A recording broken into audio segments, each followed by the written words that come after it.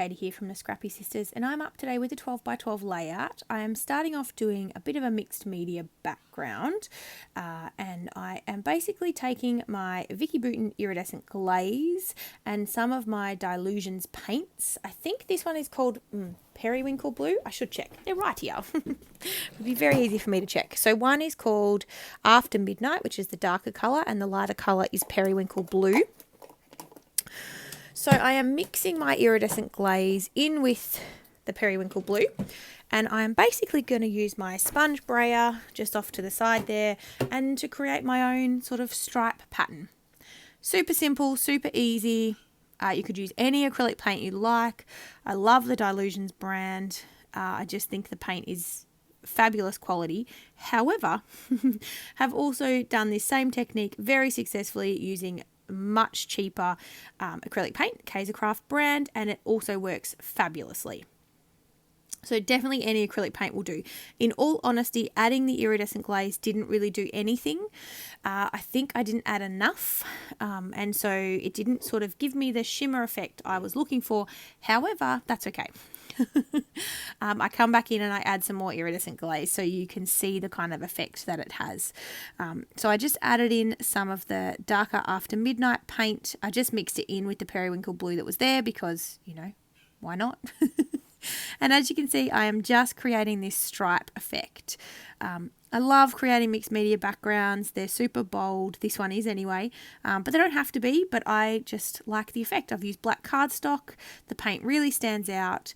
And then because I couldn't see a lot of that iridescent glaze in my layout, I come back with a spatula and I'm just literally creating some sections of that iridescent glaze. Now you can see it's quite bright on film. When it does dry, I promise you it is not quite as bold. However, it's still pretty bold, particularly on black cardstock. It looks much less bold on a white cardstock, and it's very silver-esque, that kind of shimmer that it creates, and it's really lovely. And then I come back in with a lot of splatters.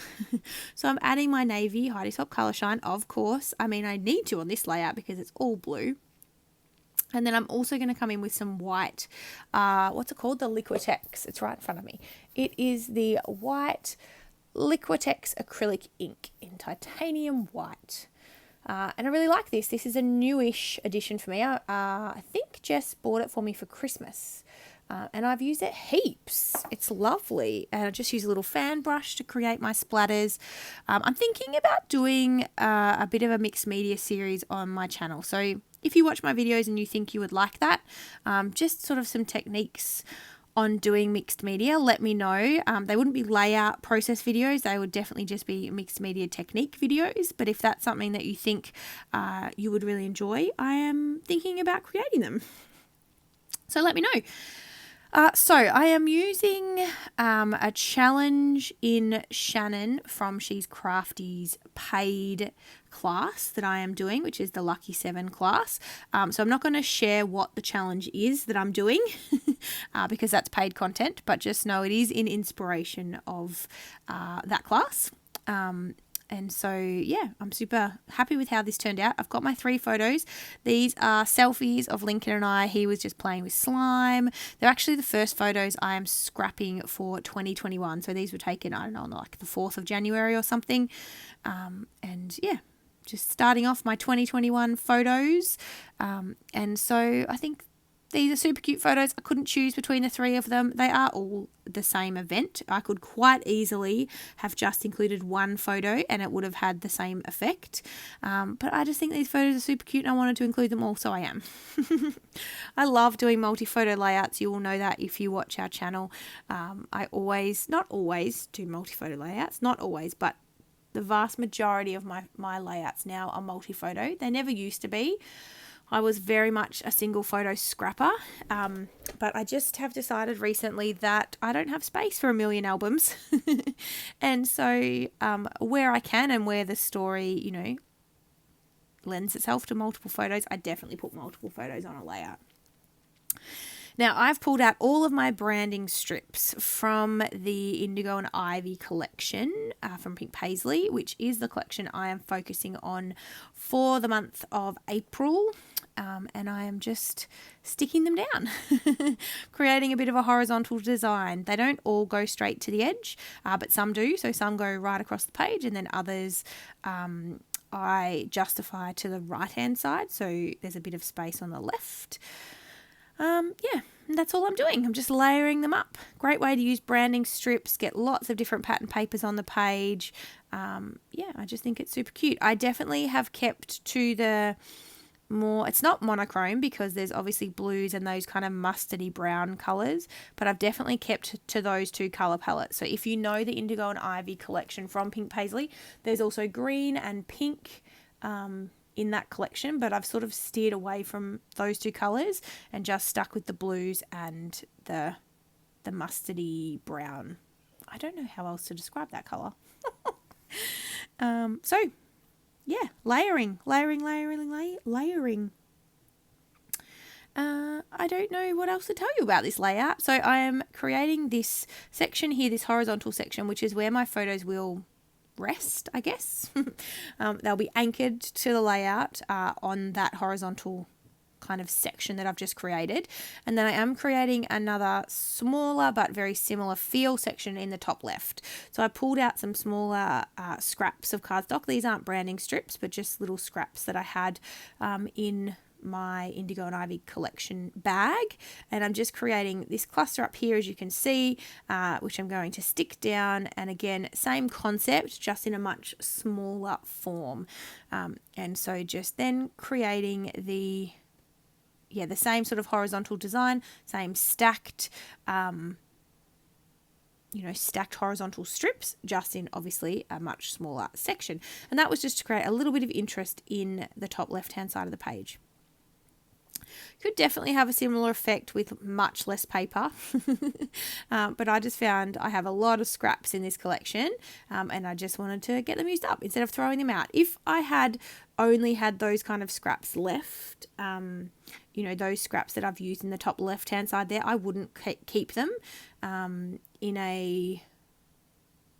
in normal circumstances. If I'd kind of killed everything else in the kit and I only had those small scraps left, I wouldn't keep those. But because my kit is still got a lot left in it, I'm definitely, keeping everything for the moment and using as much of it as I can. So that's how I kind of approach things. You can see me here. I often edit this part out, but I'm faffing around sort of thinking about how I want to place my photos. Ultimately, I decided that middle photo is the one where you can see the most of my face, as well as obviously Lincoln's face, but you can see Lincoln's face quite clearly in all three of the photos. But obviously I'm a little bit cut off. And then I decided that photo, because they're all so similar, that photo that has, most of my face in it would be the one that I would, I guess, feature, so to speak, by popping it up on foam. So they'll all be in a line like they are here. I'm just pulling out some papers from the 6x6 paper pad that I can back my photos on. I wanted to bring in some of the darker blues to back my photos. They're only backed on white cardstock at the moment. Wanted to bring more of that blue in. And because the layout's so bold, I don't know, I just felt like it needed another layer of pattern paper. So I do.